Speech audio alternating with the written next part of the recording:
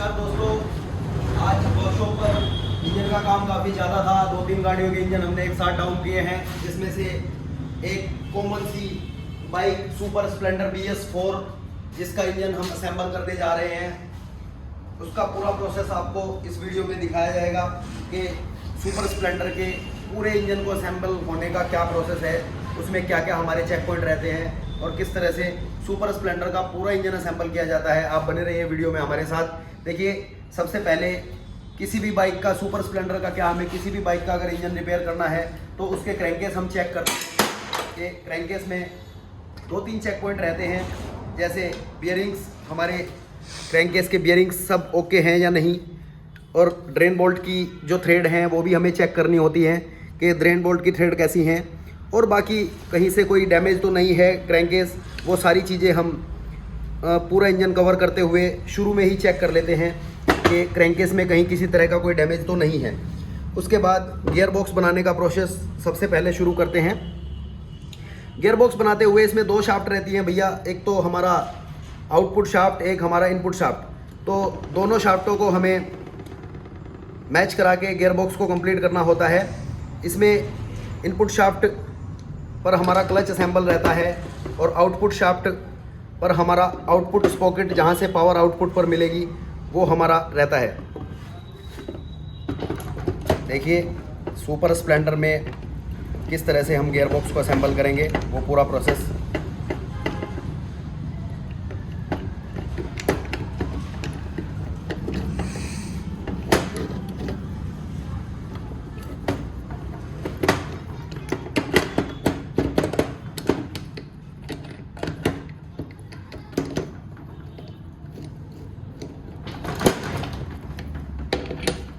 ये देखिए, इस तरह से समझिए हमारी दोनों शाफ्टें सेट हो चुकी हैं। अब इसके बाद हमारी 2 फोर्क रहती हैं। एक हमारी ये आउटपुट वाली फोर्क है, ये हमारी इनपुट फोर्क है। ये हमारा गियर ड्रम रहता है, इसमें प्रोफाइल रहती है जहाँ पर ये फोर्क हमारी ऑपरेट होएंगी। तो इस ड्रम को इस तरह से पोजीशन करेंगे हम। यहाँ पर इसका स्लॉट बना रहता है, उसमें ड्रम को लगाएंगे।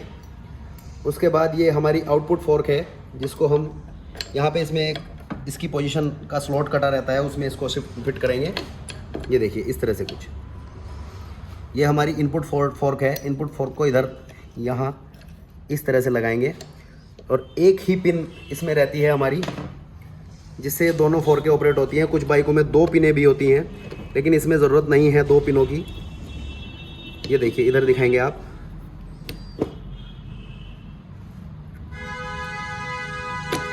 ये इस तरह से, ये देखिए, ये हमारा गियर बॉक्स असेंबल हो गया है।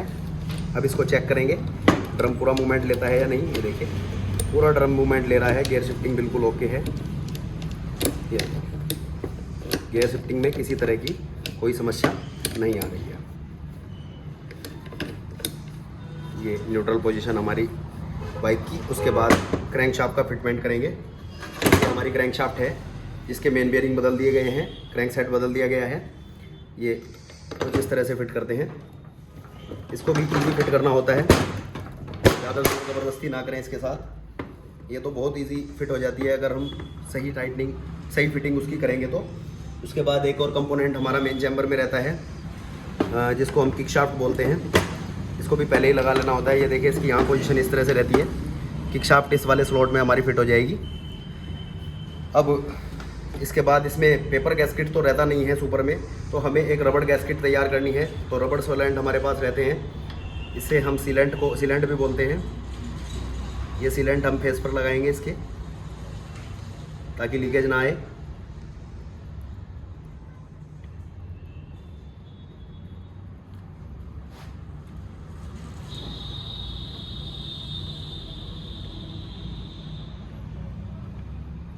सीलेंट को बहुत ज़्यादा भी नहीं लगाना है, बहुत कम भी नहीं लगाना है, बस फेस पूरा कवर कर ले, ये लीकेज ना आए। इस तरह से सीलेंट आपको लगाना है।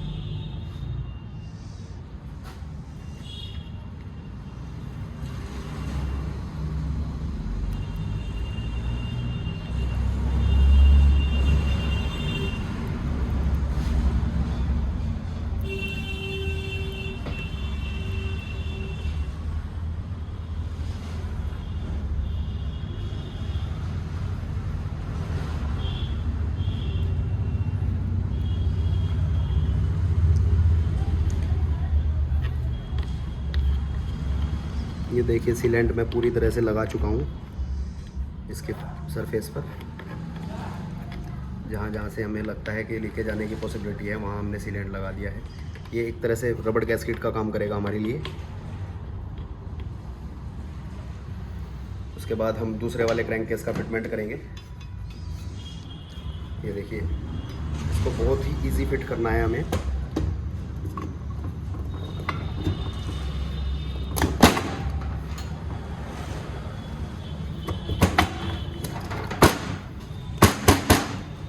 ये देखिए दोस्तों बहुत आराम से ये फिट हो जाता है अगर सब कुछ ठीक ठाक है तो।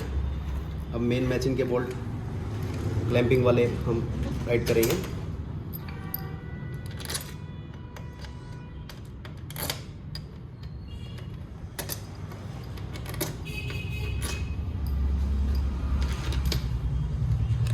क्लैंपिंग के बोल्ट को टाइट करते हुए ध्यान रखें कि बोल्ट आपका कोई मिस ना हो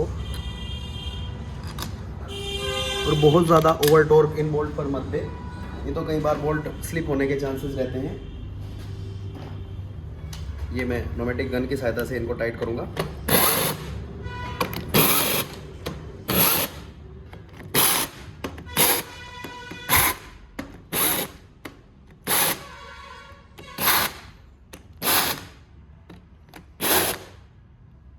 ये देखिए सारे बोल्ट हमारे टाइट हो चुके हैं। अब क्रैंक की पोजीशन को अपने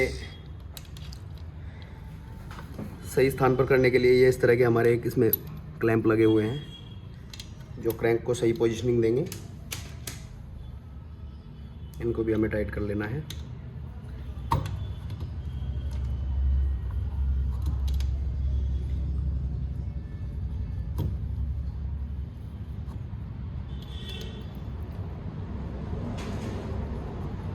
ये बेरिंग को होल्ड करते हैं तीनों क्लैंप, जिससे क्रैंक अपनी पोजीशन पर बनी रहे और वाइब्रेट ना करे।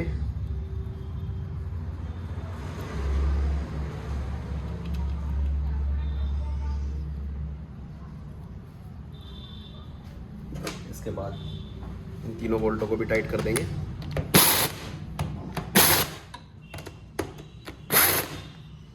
इसके अलावा एक और टेंशन के लिए ये स्टे रहता है जो बेरिंग को टाइट करके टेंशन देता है, जिससे वाइब्रेशन कंट्रोल हो जाता है। ये इस तरह से हम लगाएंगे।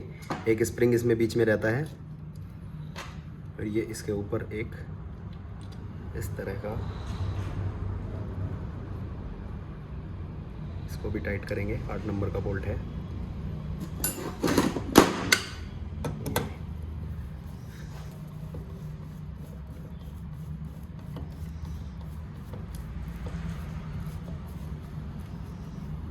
ये देखिए दोस्तों, ये अब हमारा, ये मानिए आपके जो हमारे मेन क्रैंकेस हैं वो दोनों बंद हो चुके हैं और अब हम क्लच की तरफ इसको मूव करेंगे।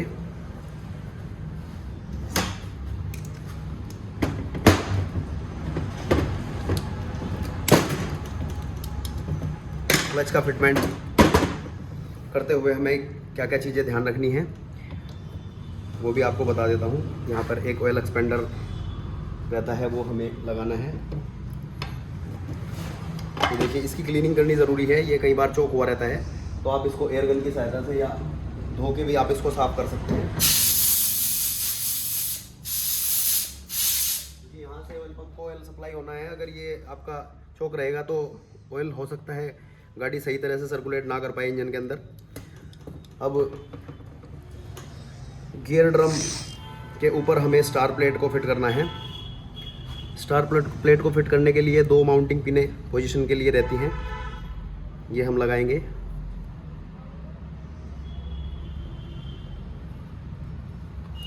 उसके बाद हमारी स्टार प्लेट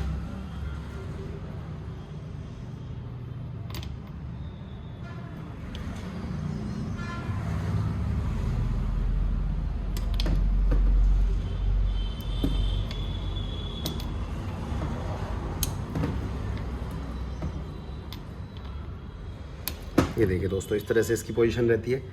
इसके ऊपर एक हमारा स्पेसर के साथ एल्की वाला बोल्ट ये टाइट करने जा रहा हूँ।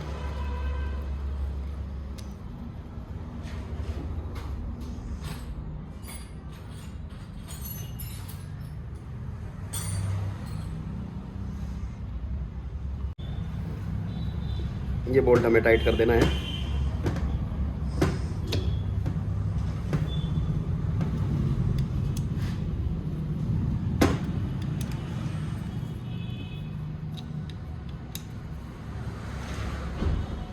इसको फुल टाइट करने के बाद ड्रम स्टॉपर जाम ना हो, इस चीज़ का ध्यान रखना है कि ये हमारा जो ड्रम स्टॉपर है ये जाम ना हो, ये मूवमेंट में रहे स्प्रिंग के थ्रू। अब हम लगाएंगे गियर शाफ्ट।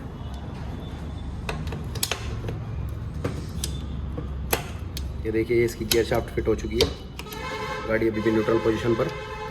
इसके बाद हम आपकी किक शाफ्ट का फिटमेंट करेंगे। सुपर के किक शाफ्ट के फिटमेंट में सबसे पहले ये हमारा एक प्लेन कॉलर रहता है प्लास्टिक का, उसके बाद ये हमारा एक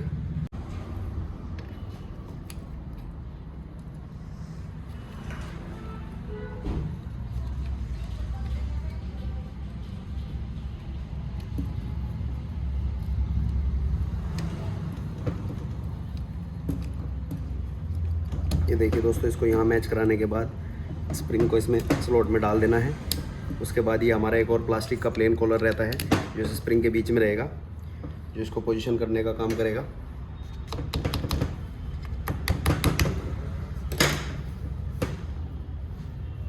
ये पूरा कॉलर फिट हो चुका है। अब इसके बाद हम इसके क्लच की असेंबलिंग की तरफ चलेंगे। दोस्तों, हमारा एक स्पर गियर क्रैंक के साथ ऑयल पंप के साथ अटैच रहता है, जो स्पिन की सहायता से क्रैंक में लगा रहता है। ये एक नॉर्मली स्पर गियर है।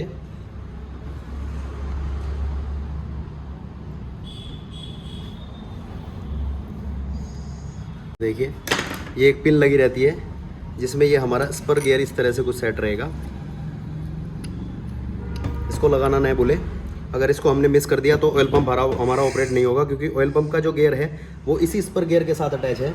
इसके बाद हमारा एक प्लेन कॉलर आएगा जो क्रैंक पे फिट रहता है। ये देखिए, यहाँ इस तरह से एक प्लेन कॉलर।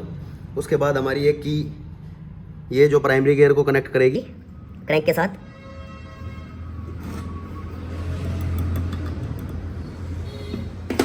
अब मैं प्राइमरी गियर नया चेंज करने जा रहा हूँ इसका। ये देखिए, ये हम प्राइमरी गियर लगा देंगे इसमें।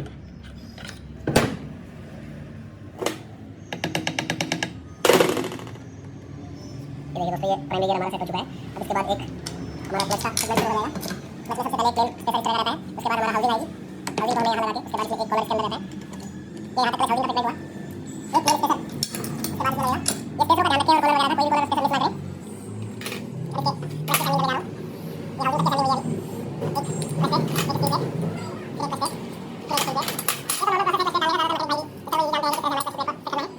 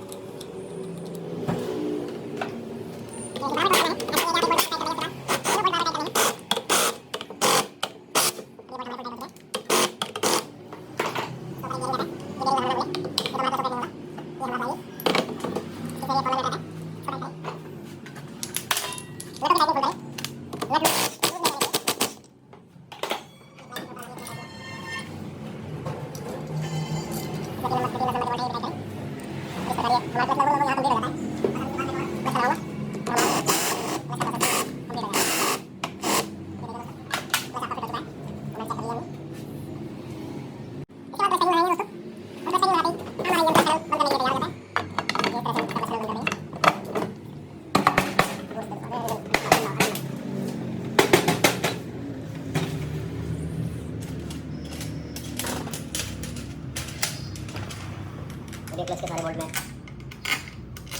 टाइट करने जा रहे हैं।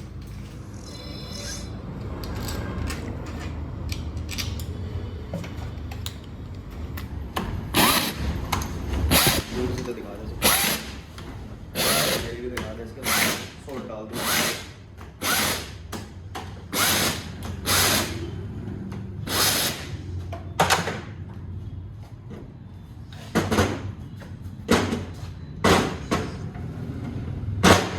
ये दोस्तों हमारा आधा इंजन यहाँ तक कंप्लीट हो चुका है, जिसमें हमने क्लच अपना कवर कर दिया है और मेन क्रैंकेस अपने कवर कर दिए हैं। इसके बाद हम पिस्टन का फिटमेंट करेंगे और हेड का फिटमेंट करेंगे इसके ऊपर। इधर इंजन चैन वाला पोर्शन भी हमें अभी क्लोज करना है। तो सबसे पहले हम पिस्टन के फिटमेंट की तरफ बढ़ेंगे। बाइक में दोस्तों पिस्टन हमारी बाइक में यूज होने वाला एक ऐसा कंपोनेंट है, एक इंजन का ऐसा कंपोनेंट है जिसके बारे में सब लोग जानना चाहते हैं कि पिस्टन एग्जैक्टली होता क्या है, क्या इसका काम है। तो वो सब इस वीडियो में आपको मैं बताऊंगा कि पिस्टन होता क्या है और बेसिकली काम इसका क्या होता है। देखिए ये इस तरह का कुछ कंपोनेंट है जिसको हम पिस्टन बोलते हैं। इसका काम फ्यूल के बर्न होने के बाद हमें जो हीट एनर्जी मिली है उसको मैकेनिकल एनर्जी में बेसिकली कन्वर्ट करने का है। तो आप इस तरह से समझिए कि पिस्टन का जो मेन काम है वो एक एनर्जी से दूसरी एनर्जी, जो हीट एनर्जी है, उसको मैकेनिकल एनर्जी में ट्रांसफ़र करने का है। मेन काम पिस्टन का एनर्जी ट्रांसफ़र का है। और इसके कुछ हेल्पिंग कंपोनेंट होते हैं, जैसे हमारा रिंग हो गए, ये भी पिस्टन के साथ ही इंक्लूड रहते हैं और इसको ऑपरेट करने में मदद करते हैं। तो इस तरह से हम यहाँ इस वीडियो में रिंगों का भी काम आपको बताएंगे। तो रिंग आप देखें बेसिकली तो नंबर के हिसाब से अगर देखा जाए तो रिंग हमारे 5 हैं, लेकिन अगर इनके काम के हिसाब से इन्हें देखा जाए तो ये केवल 3 ही होते हैं। तो इसमें अलग अलग रिंग में किस रिंग का क्या नाम है और क्या काम है किस भी रिंग का, वो सब इस वीडियो में बता रहा हूँ। आप बने रहिए हमारे साथ। देखिए सबसे पहले और सबसे नीचे जो हमारा रिंग पिस्टन के ऊपर माउंट होता है उसको बोलते हैं ऑयल एक्सपेंडर रिंग। ये कुछ इस तरह की बनावट इसकी होती है और इस पोजीशन पे इसको माउंट किया जाता है सबसे नीचे, ऑयल एक्सपेंडर रिंग। इसका नाम ऑयल एक्सपेंडर रिंग इसलिए कहा गया है क्योंकि ये जो इसका काम है वो कुछ इस तरह का है। ये 2 रिंग इसके हेल्पिंग रिंग हैं जो इसकी पोजीशन को डिस्टर्ब नहीं होने देते, क्योंकि इसकी बनावट के हिसाब से इसको हेल्पिंग रिंग की ज़रूरत ज़्यादा है। ये देखिए दोस्तों, ये अब जाके ये एक रिंग हमारा कंप्लीट हुआ है जो 3 रिंग से मिलके बना है। इसको बोलते हैं ऑयल एक्सपेंडर रिंग। इसका काम सिलेंडर के अंदर इंजन ऑयल को एक तरह से स्प्रे करना है। इसकी सरफेस पर ये इंजन ऑयल का स्प्रे करता है ऑयल एक्सपेंडर रिंग। उसके बाद 2 नंबर वाला रिंग जिसको स्क्रबर रिंग बोलते हैं, ये हमारी पोजीशन कुछ इस तरह से है इसकी। ये इस तरह से यहाँ 2 नंबर पर माउंट रहता है oil scrubber ring. Scrubber ring का क्या काम है दोस्तों, ये पहले वाले रिंग ने जितना ऑयल सरफेस पर फैलाया है ये नीचे की तरफ मूवमेंट लेते हुए उस ऑयल को वापस खींचने का काम करता है। तो आप इस तरह से समझिए कि ये एज अ वाइपर काम करेगा। जितना भी ऑयल नीचे वाले रिंग ने स्प्रे किया है ये उसको खींच के नीचे की तरफ लेके आएगा। उसके बाद सबसे टॉप पे हमारा कंप्रेशन रिंग रहता है। ये सबसे हैवी रिंग होता है और एक तरह से ये मानिए कि ये पूरे प्रोसेस को, जो ऊपर फायरिंग का प्रोसेस हो रहा है और नीचे ऑयल स्प्रे का प्रोसेस हो रहा है, ये आपस में लॉक करने का काम करेगा। आप इस तरह से समझिए कि ये एक तरह से एक दरवाज़ा लगा दिया गया है जिसे ये नीचे फायरिंग हो रही है और ऊपर आपका तेल का स्प्रे चल रहा है। तो ये आपस में उस पूरी एक्टिविटी को लॉक कर देगा। ना तो नीचे से जो तेल चल रहा है उसको ऊपर फायरिंग चैम्बर में आने देगा और नो जो फायरिंग चैम्बर में हीट हमारी चल रही है ना उसको नीचे जाने देगा। तो इसको हम फाइनली कंप्रेशन रिंग के नाम से जानते हैं। तो इस तरह से ये हमारा पिस्टन 3 रिंग की सहायता से ये पिस्टन हमारा कंप्लीट कंपोनेंट बनता है। अब आगे इंजन में माउंट करके इसको बताऊंगा कि किस तरह से इसका आगे फिटमेंट रहता है। एक सिलेंडर की पैकिंग लगा लेनी है।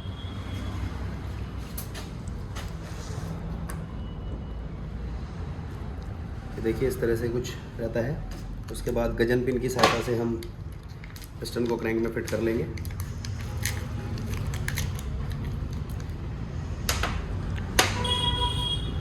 इसके लिए मुझे अपने ग्लव्स उतारने पड़ेंगे क्योंकि यहाँ थोड़ा सा बारीक काम है।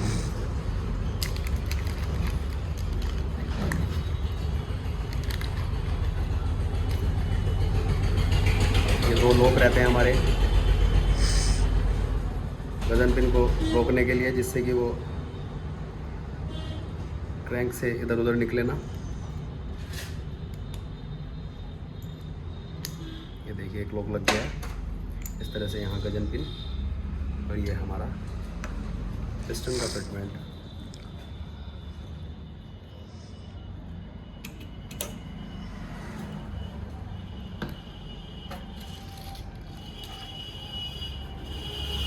दूसरा लॉक भी मैं लगाऊंगा। ये लॉक लगाना ना भूले दोस्तों, क्योंकि ये बहुत ही पार्ट छोटा है लेकिन बहुत इंपॉर्टेंट रोल है इसका। अगर ये हमने मिस किया तो गजन पिन के निकलने के चांस हैं मूवमेंट के टाइम, और पूरे सिलेंडर ब्लॉक को भी हमारे डैमेज करेगी। पिस्टन तो फिर ऑलमोस्ट डैमेज कर ही देगी। तो इस तरह से ये पिस्टन फिट हो चुका है। मैं सिलेंडर रखने जा रहा हूँ इसके ऊपर। थोड़ी सी पिस्टन की ऑयलिंग कर लेंगे, जिससे स्टार्टिंग के मूवमेंट के टाइम पिस्टन हमारा डैमेज ना हो।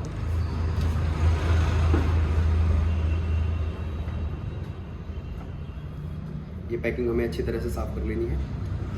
ये कुछ इस तरह से सिलेंडर में पिस्टन को फिट करेंगे। इजी फिट करना है, मैं बता चुका हूँ, ताकत नहीं लगानी है। अगर फिटमेंट सही होगा तो पिस्टन इजी अंदर जाएगा, ताकत लगाने की ज़रूरत नहीं पड़ेगी।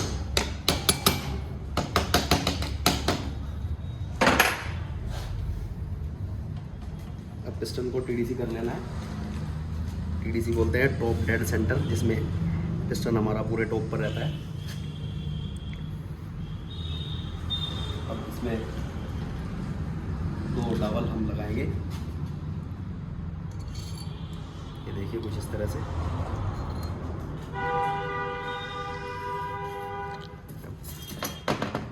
से पहले यही सिलेंडर फिट करने के बाद, क्योंकि यहाँ थोड़ी आसानी रहती है इसको डालने में, ये कुछ इस तरह से। उसके बाद ये गाइड लगा देंगे।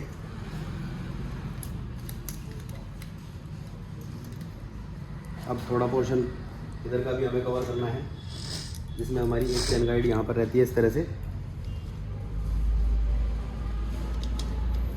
उसके बाद ये गाइड स्टॉपर प्लेट।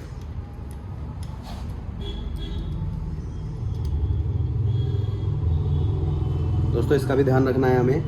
ये यहाँ से बैंड हो जाती है, देखिए जिस तरह से मैं, ये भी बैंड हुई हुई है। इसको सीधा कर लेना है, जिससे कि ये टाइमिंग चेन को टच ना करे और आवाज़ ना बने इंजन में। ये देखिए ये टाइमिंग चेन निकालते समय कई बार बैंड हो जाती है, तो इसको हमें सीधा कर लेना है।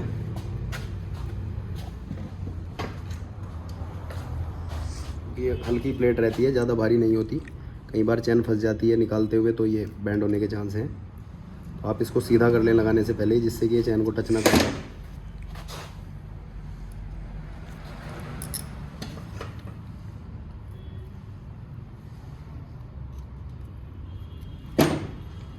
अब इस तरह से इसको यहाँ पर हम फिट कर देंगे।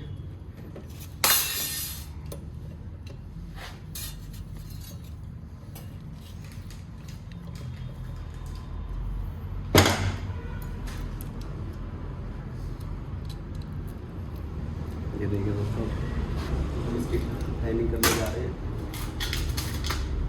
ये पिस्टन हमारा टीडीसी है, और यहीं से हम टाइमिंग करेंगे तो इजी रहेगा। बाद में ये स्पॉकेट लगाने में दिक्कत हो जाती है, तो आप पॉइंट को टॉप पे रख के हेड को रखने का प्रोसेस है। ये हमारी हेड गैस्केट है।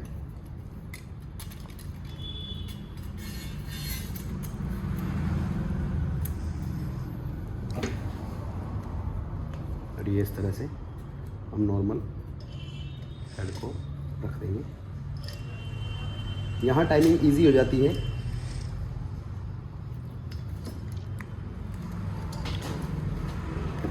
ये देखिए दोस्तों, ये बहुत आराम से फिटमेंट हो गया है इसका।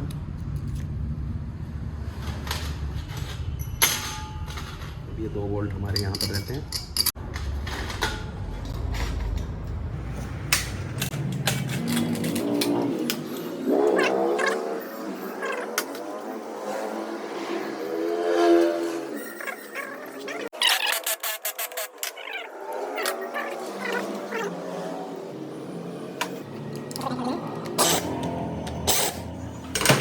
इसके बाद हमारा एक पार्ट रह जाता है सिलेंडर किट में टेंशनर का। ये टेंशनर हम अगर सही हो तो पुराना ही यूज़ कर लेते हैं, ख़राब हो तो नया चेंज कर दिया जाता है। यहाँ पर माउंट रहता है कुछ इस तरह से।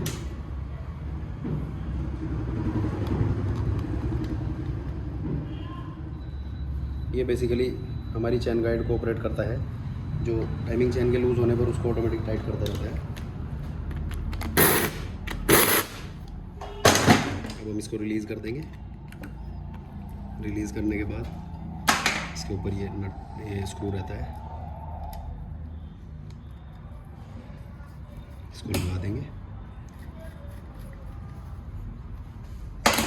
अब हमारे मैग्नेट के फिटमेंट का काम बचा है। मैग्नेट के फिटमेंट में सबसे पहले ये एक NRB वाला बेयरिंग है, ये हमें डाल लेना है। उसके बाद ये मैग्नेट हम इजी फिट करेंगे, देखिए कुछ इस तरह से। उसके बाद ये प्लेन स्पेसर, ये मैग्नेट का नट, ये देखिए मैग्नेट का टाइट करने के बाद ये हम एक गियर लगाएंगे जो सेल्फ को ऑपरेट करेगा। ये हमारे सेल्फ से मैग्नेट को घुमाने का काम करता है, सेल्फ के साथ अटैच रहता है बेसिकली। ये इसका एक कॉलर बाहर की तरफ है, इसको ज़रूर लगाएं ध्यान से।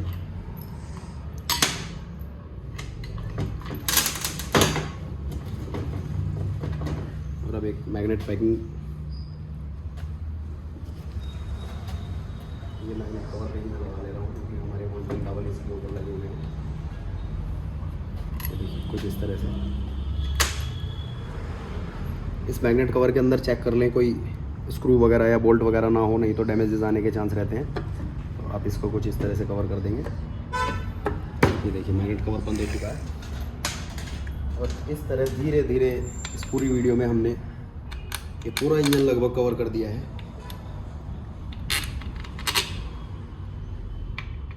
इसमें कुछ बोल्ट छोटे बड़े रहते हैं तो उनकी ध्यान रखें, जिसकी जहाँ पोजीशन है उसको वहीं पर लगाएं।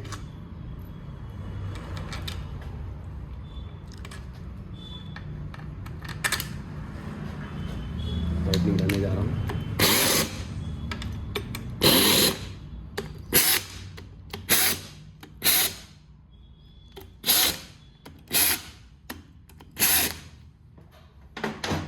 ये देखिए दोस्तों, धीरे धीरे पूरा इंजन मैं इसका असेंबल कर चुका हूँ। बाकी काम निपटाने के बाद अब एक साइड प्लेट बंद होना रह गया है। ये देखिए यहाँ से हम इसका साइड प्लेट बंद करेंगे। और ये एक बोल्ट लीडर से हेड में टाइट रहता है।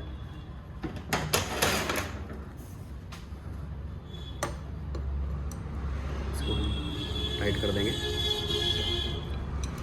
कर दो तो टाइट कर देंगे बाद।